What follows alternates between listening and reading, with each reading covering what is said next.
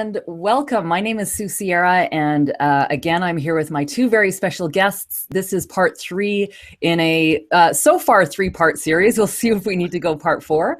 But for now, we have been working towards creating the perfect, most outstanding LinkedIn profile that you can possibly do, and doing it right from scratch, which is not something a lot of people have to do because most people are already on there. But our subject that we're working with has not done any social media in the past. She's new to all of it. So we sought out Ted, who is the author of this fabulous book, LinkedIn for Business, because I said, let's go straight to the guy who knows exactly what to do as far as LinkedIn goes. And Ted has been coaching my client in how to get the perfect LinkedIn profile up. So what we started with is we talked about what are the most important things in your LinkedIn profile, because really you've only got a couple seconds to grab people's attention. And we came up with the headshot and the headline are the most important. The headshot and the headline, those are the two things that you've got to really focus on in the beginning, because if you don't have those, if those aren't any good, if you're using a cheesy, blurry photo for your headshot and your headline doesn't stand out, then people are just going to keep on scrolling by. So if you've got that great looking headshot and you've got a really attention grabbing headline, then people are going to click and they're going to read further. So that was the biggest thing that we came up with out of session number one.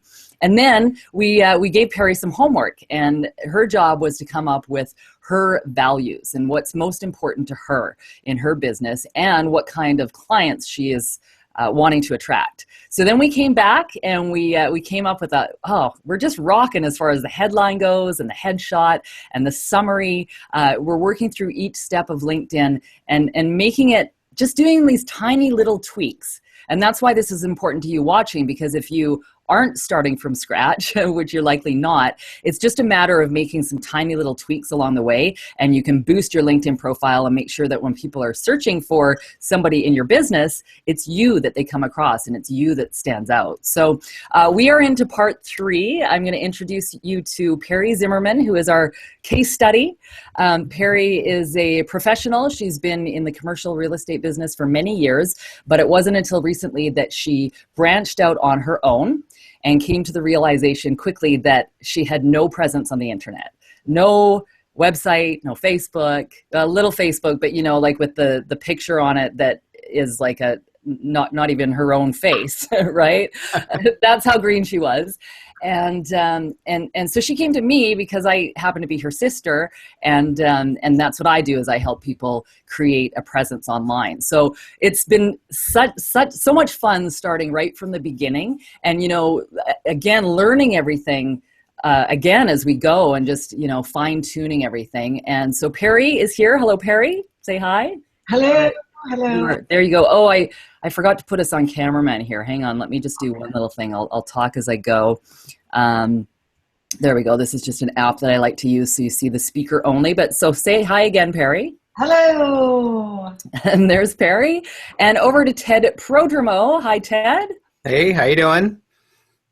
I'm awesome. Back. So we're having fun here, the three of us. It's quite a trio where Ted is coaching Perry on LinkedIn. And so now we're at part three, and I'm just going to hand things over to Ted, and he can work with Perry. I'm going to share her LinkedIn profile and show you what we do as we go here. And you want to make sure to watch the other parts in the series, watch them all, because they go in order.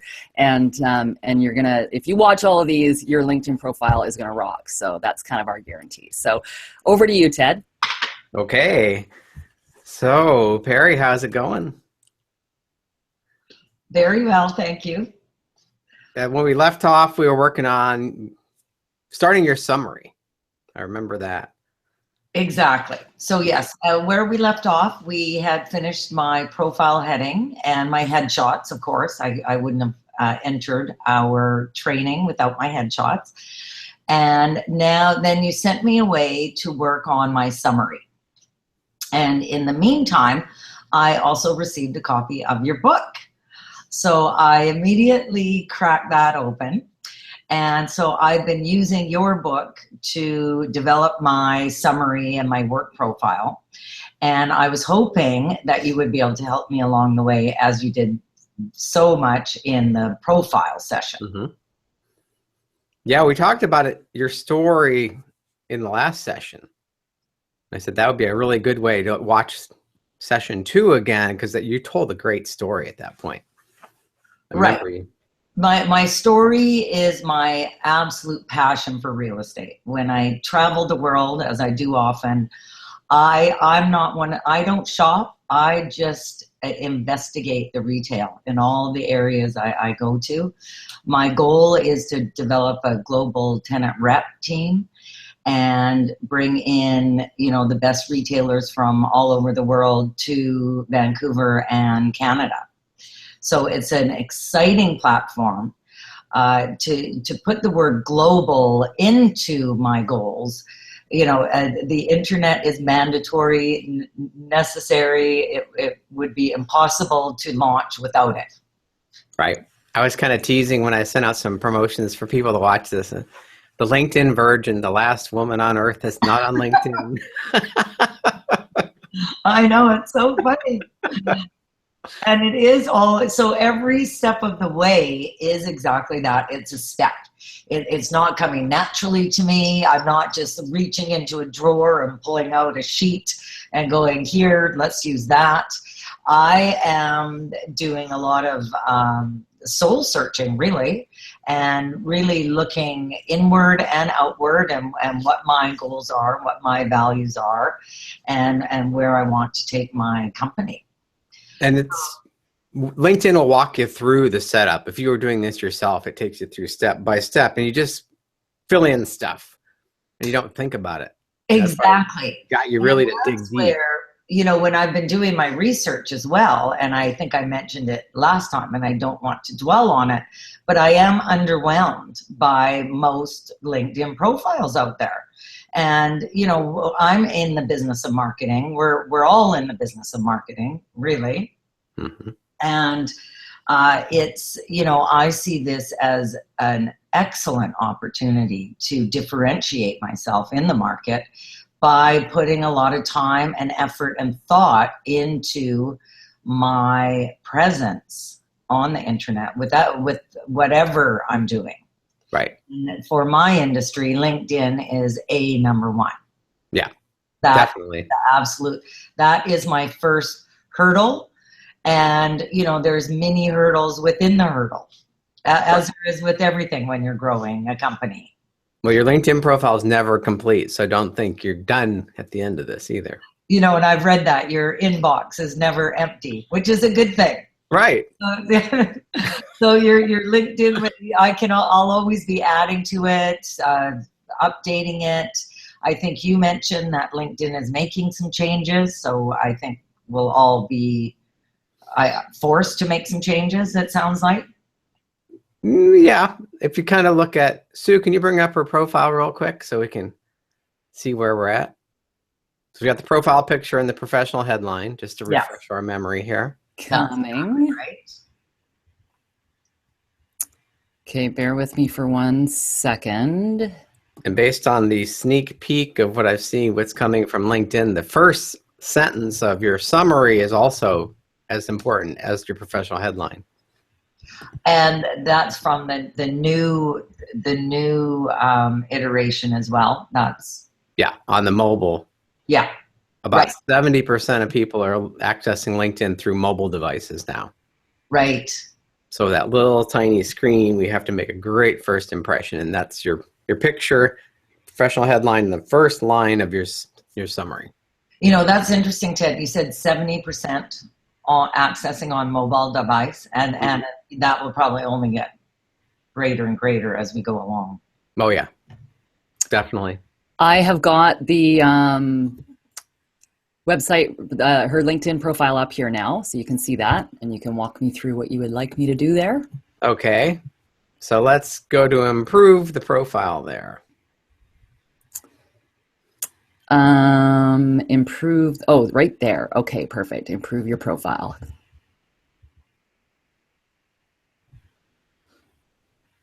So Perry, I want to read your professional headline to us because it sounds great coming from you. Oh, okay.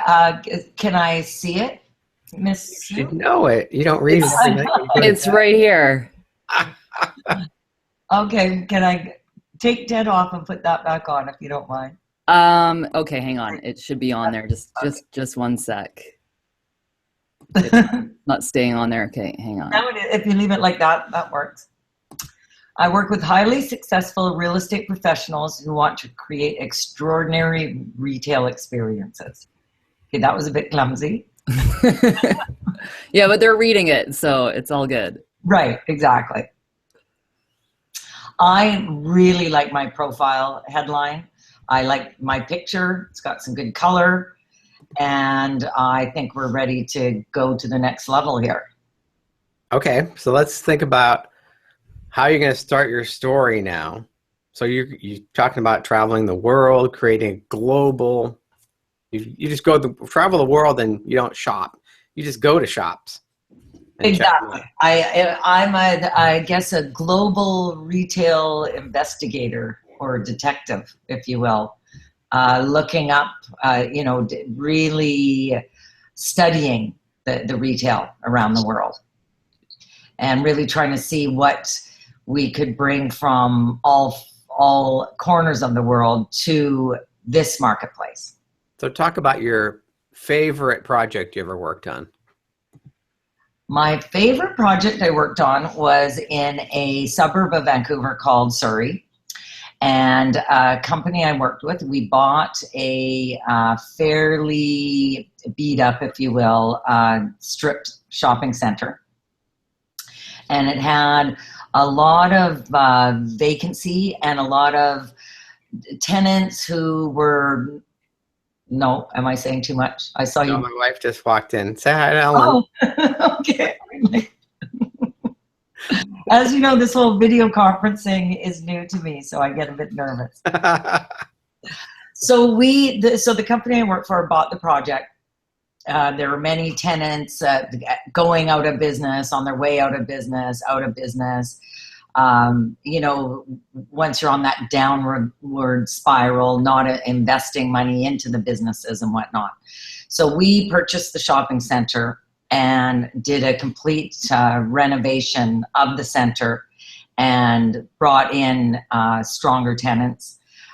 We brought in a fitness center, which really changed the whole landscape of the center.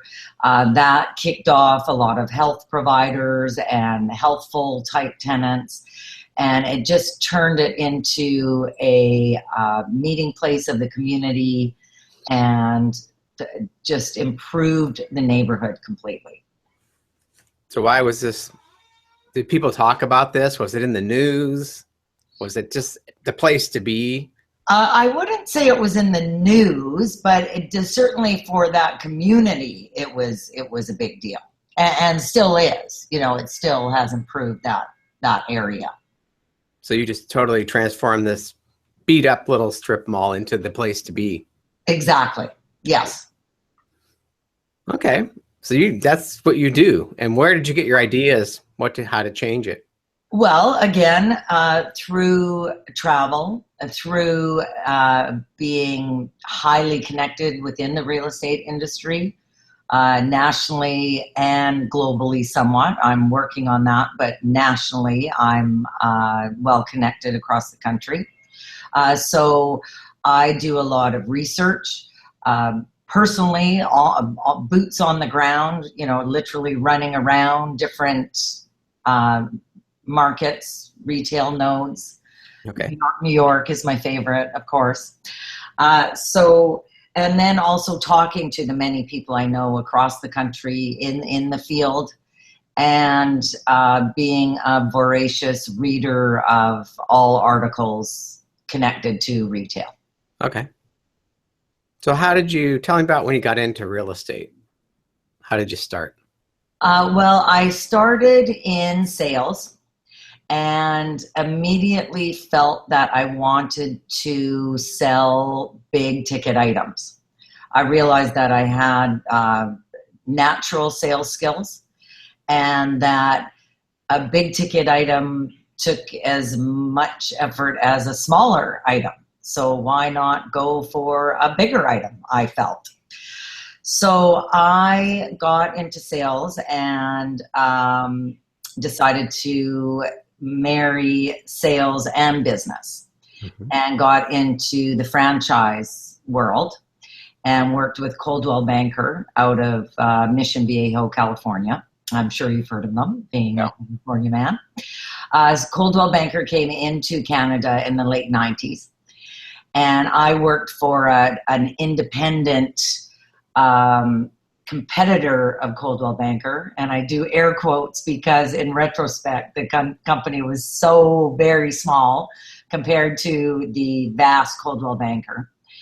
And when Coldwell Banker came to Canada, someone in the industry told them about me working for this small firm. And they actually approached me to come and work for them. Okay. And that's what really launched me into the real estate world. I got in through franchising.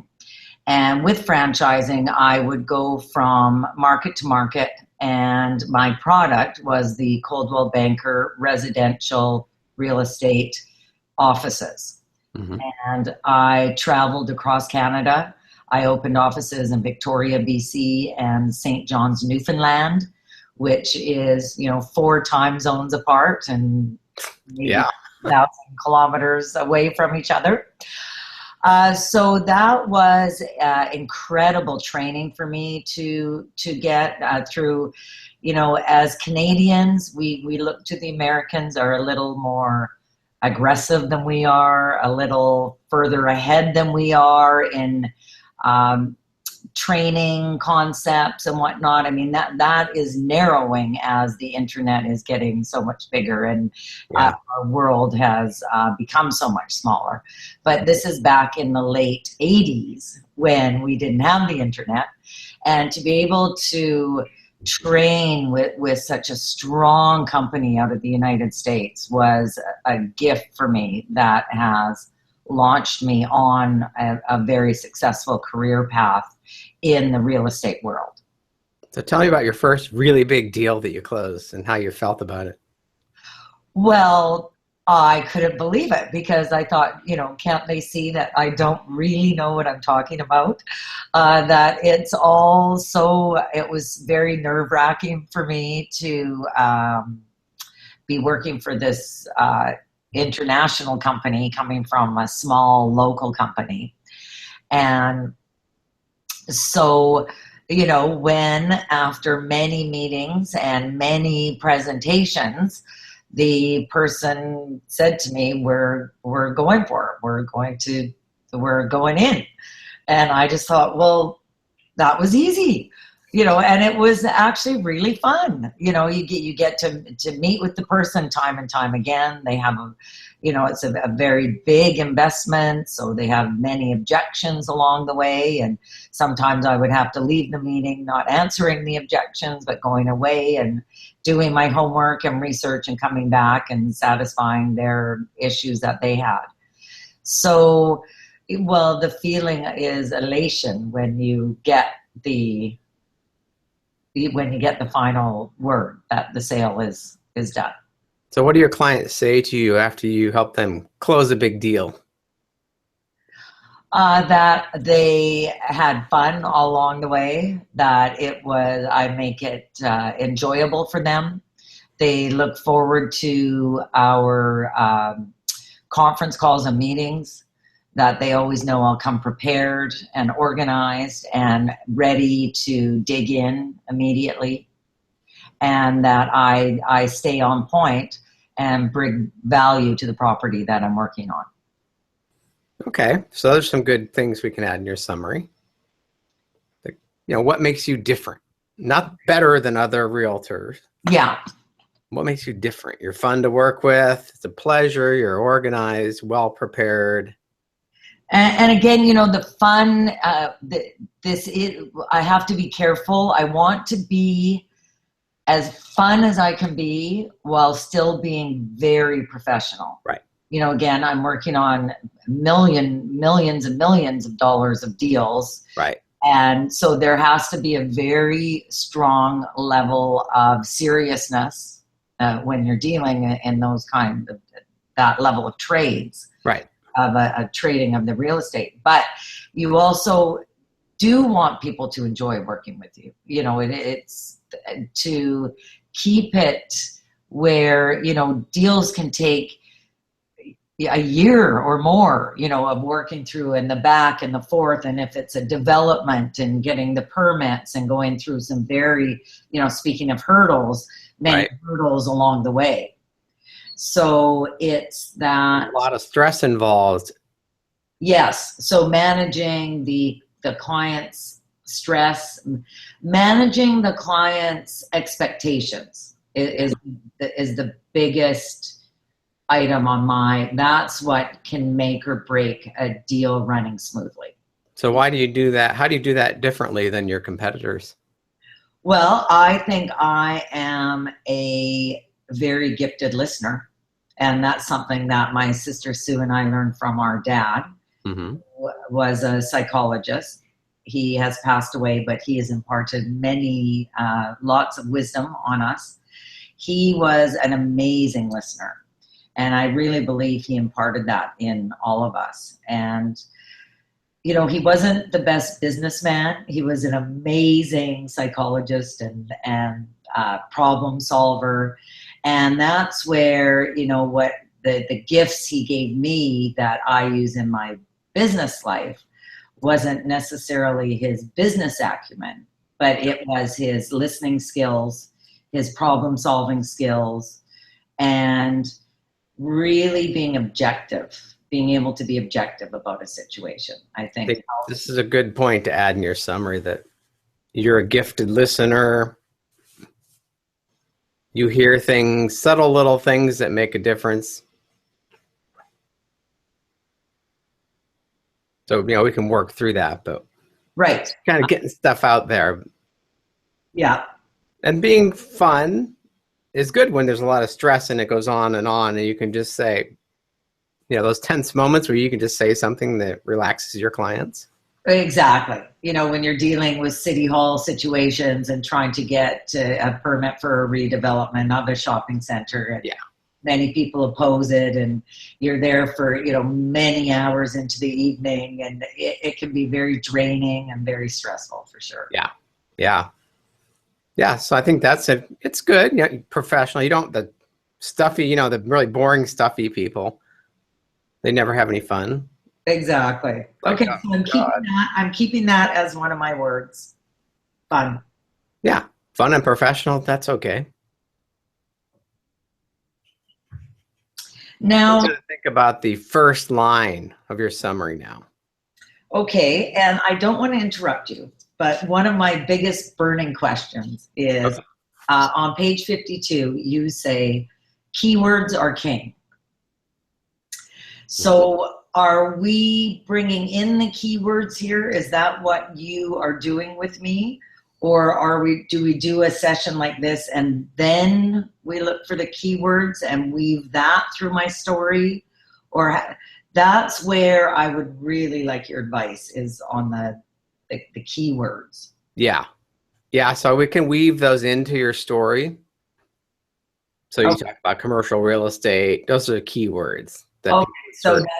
So get the story out and then worry about weaving it through. Right, because if we focus on real estate related keywords, it'll be a really boring summary. Exactly.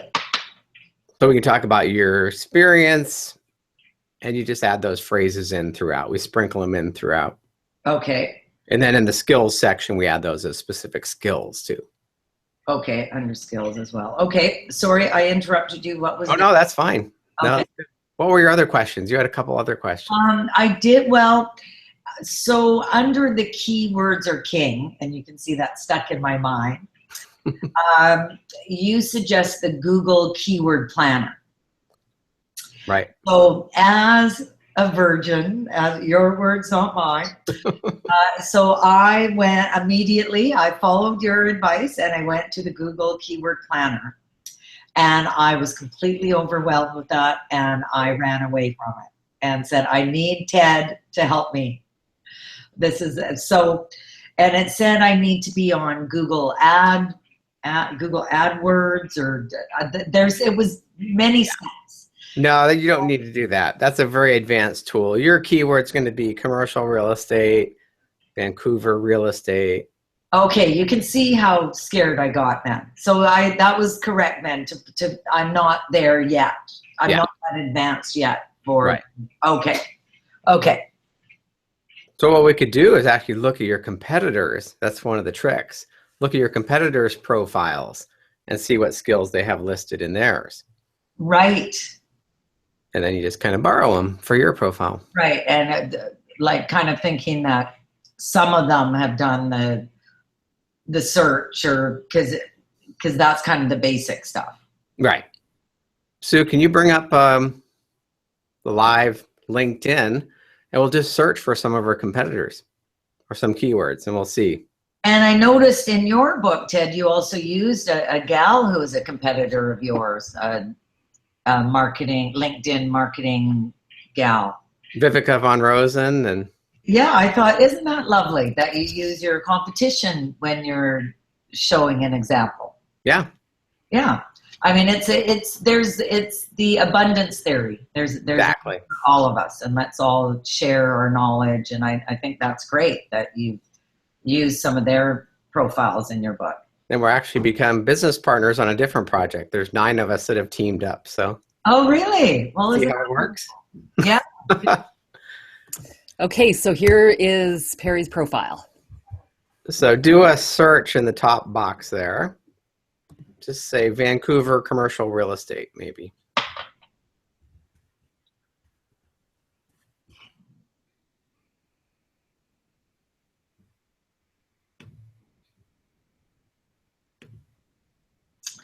So when I look at the screen, Sue, I see Ted and not what you're doing. Okay, hang on then.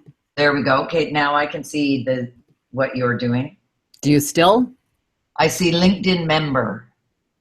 Yeah, that was the search I just did. That's it. Uh-oh. Now Ted's back.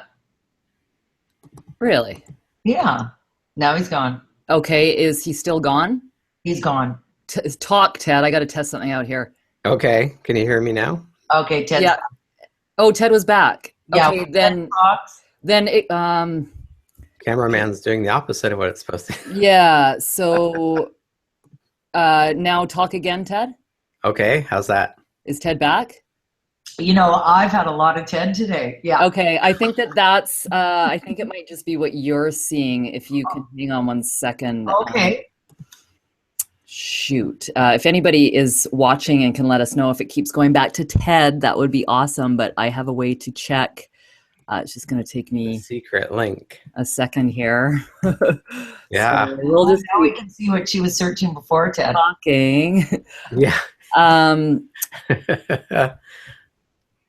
So I am just going to. You'll just see what's happening. Okay. Yeah, so as you can see, everything is staying as the screen.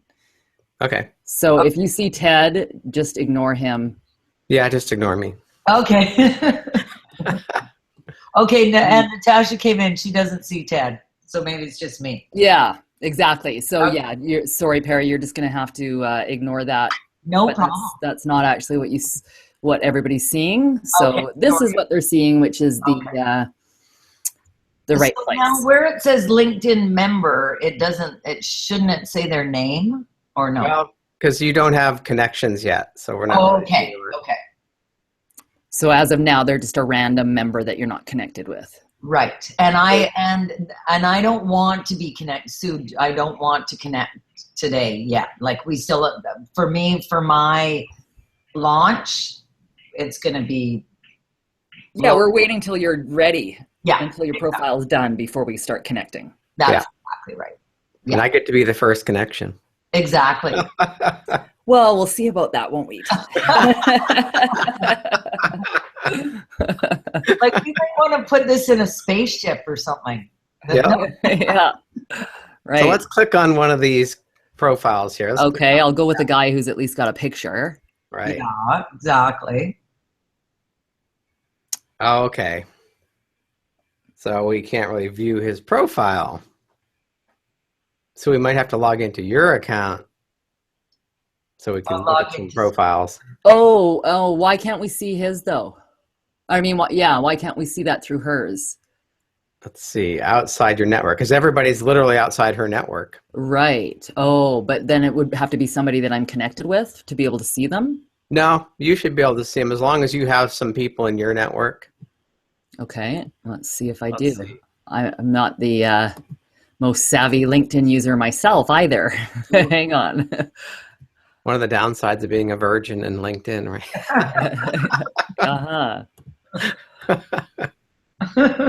Let's see what happens here. Okay, so now we're in my account. So we want to go commercial real estate, Vancouver. There we go. So yeah, the names are coming up, right? So right. Randall Taylor, I will click on him. Let's see what Randy's got to say. So he's got boring. Or like, that's what I said, when I've done the research of looking at my peers, and not to put any of them down, I just know everyone's running a million miles an hour. We've got deals, you're driving into work. It's like, who do I call first? I have 10 priorities. Right. So to get to the LinkedIn, to scroll stop, down, focus, it's so important, but it keeps going to the end of the list. Right. After my deal calls, after my client calls, after my luncheon, after my, it just keeps getting pushed to the end. Where Yep. It's such a great tool, and that's why I'm on a mission, and that's why I'm surrounding myself with trained professionals to aid me in this. So I am at the top, and I'm getting it done. The bar is very low, so you'll be right at the top in no time. I know. So scroll down, Sue. Let's look at his summary. See if we get any hints. We might have Here's to. the skills. Okay. So Yeah, so all these skills. So you may want to do a screenshot of that.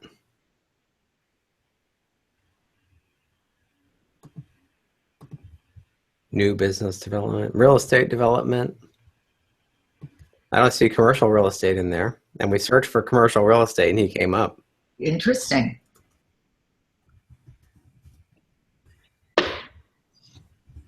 Okay, and what's his, does he have a summary? I didn't even see a summary. Hang on one second. I'm just trying to save this in the right place. I don't know if you guys can see that, what I'm doing there, but I'm just screenshotting. Okay. So does it actually say summary, Ted, at the top? Is that the heading? Yeah. Okay. He doesn't even have a so summary. he does not have a That's summary. Okay, well, so that should be easy to... So see, your professional headline, commercial real estate makes a difference. Okay, here's another one. Appraiser, okay. So he's putting his location where he works, basically Central Vancouver Island and Northern Sunshine Coast. And here's his summary. Boring. Yeah, interesting. So there's a job title, commercial real estate. So we'll do a bunch of job titles with you with some keywords that we want you to rank for. Okay. This can be easy. You're going to zoom right to the top. I know. Zooming. Does he have any skills? Let's see. Yeah. There's some skills. Take another screenshot. Now, and all those pictures to the right are in his contacts. Yeah, those are people that endorsed him for those skills. Okay, because Ted, on my list here, and you see the cards, I got this from an Alex Mendoza. Isn't she like on Fridays? I'm a big fan, thanks to Sue. She's the best student ever. Yeah. So social recommendations / endorsements, or social recommendations. You mentioned they're different than each other. Yeah. And that was also of great importance to me. And I wanted to delve deeper into that as well. Yeah, so the endorsements, when you put this list of skills in your profile, as you connect with people, it'll prompt them, say, do you want to endorse Perry for commercial real estate, this skill. They'll give them 3 or 4 skills and they'll click yes. So the more votes you get on those, the higher you rank for those keywords. Interesting. So it's not being boastful. It's working LinkedIn to its fullest potential. Yeah. And so to come up with those keywords or to make sure people are endorsing you gets you at a higher level when people are searching. Right. Okay.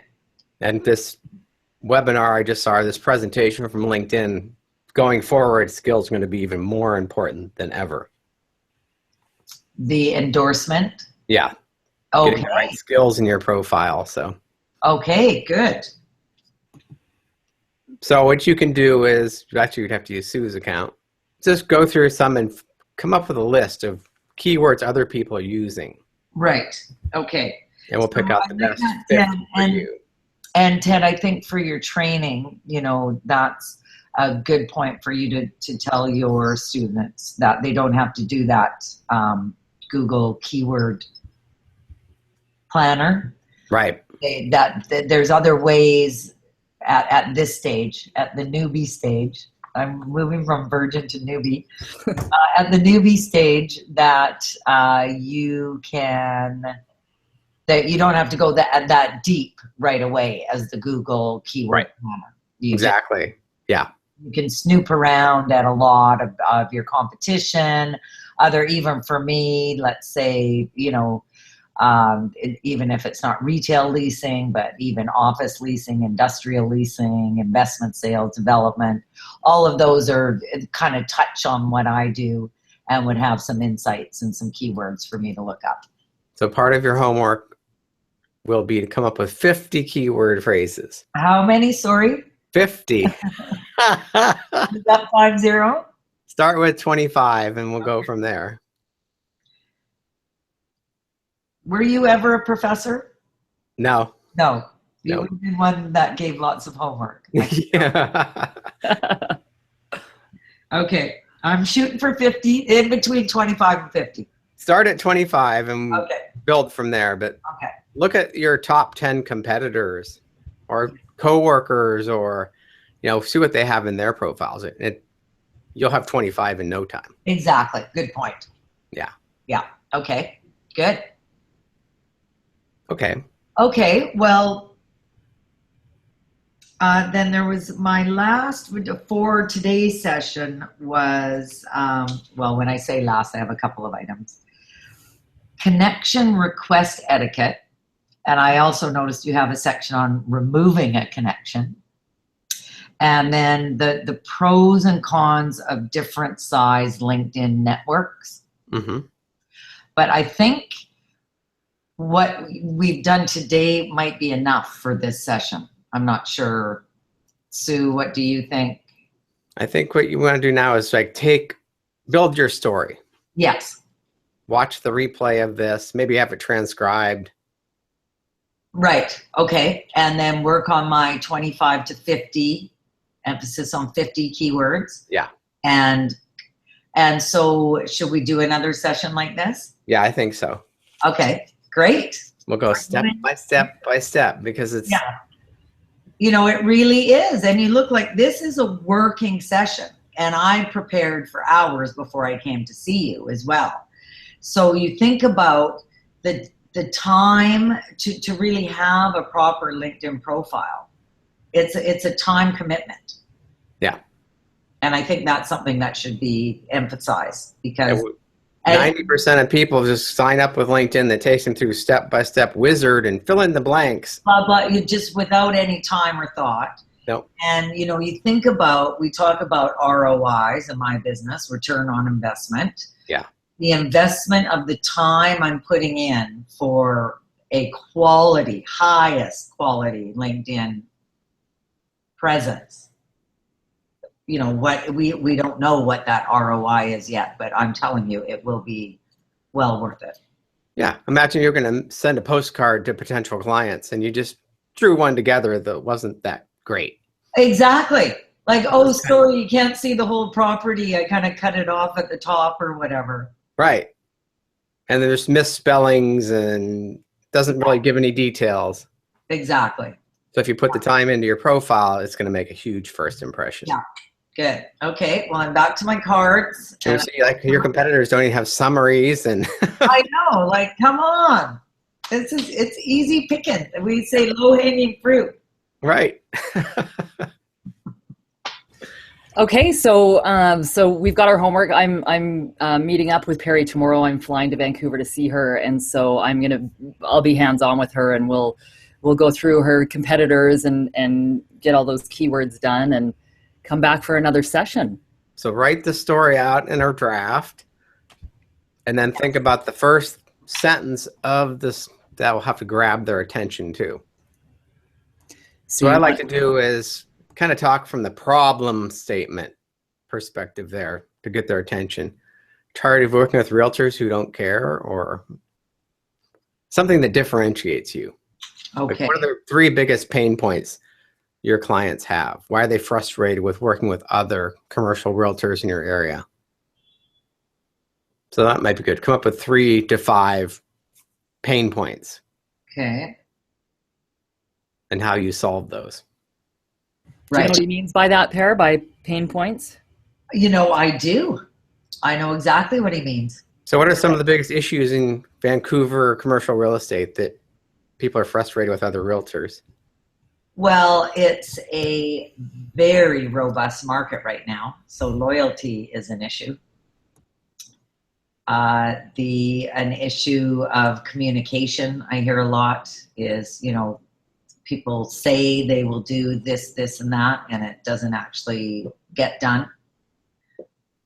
I would say those are kind of the 2 biggest hot points. So that would maybe be reliability? Yeah, reliability is huge. I get the sense that you're really good at keeping people informed. Communication is a number 1. And again, you know, in everything, isn't it? When you think about it. And very few people do it well. Yeah. And that's where, again, you know, LinkedIn is communicating. And that's why I really want to put my best foot forward in this means of communication. Yeah, so brainstorm some ideas for that first sentence, how to get attention. Okay. So you got their attention with the professional headline. Now it's like, I like the global thing too, though, how you travel the world. I shop, but I don't buy.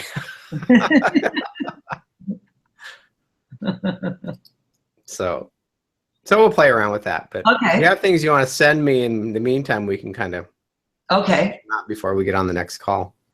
Great, good.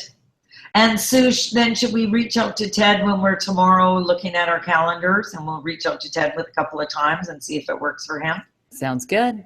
Okay. We can stop for a second too. I'll wrap up the broadcast for now. So that was part 3. As you can see, you know, you need to really put in some time. It's a commitment to come up with an outstanding LinkedIn profile. But, you know, the hours that Perry is investing into this right now are just going to elevate her profile and her presence. And you know, we're learning how to make sure that she shows up at the very top when people are searching for her keywords. And, you know, if you put the time in now, that's just going to continue to work for you, right? Of course, you can be continuing to add in as different things come up, but once you're really set up and things are where you want them to be, then that LinkedIn profile is going to just keep working for you. So it makes sense to invest that time. Thank you very much for watching. My name is Sue Sierra. Thank you to Ted Prodromo and Perry Zimmerman for being here today. We're going to do a part 4. I mean, we might just like end up doing like, who knows? I guess we'll truly see what it takes to create a LinkedIn profile from scratch that's really going to stand out. So thank you, Ted. Thank you, Perry. Thank you, everybody, for watching, and we will talk to you on the next one. Thank you.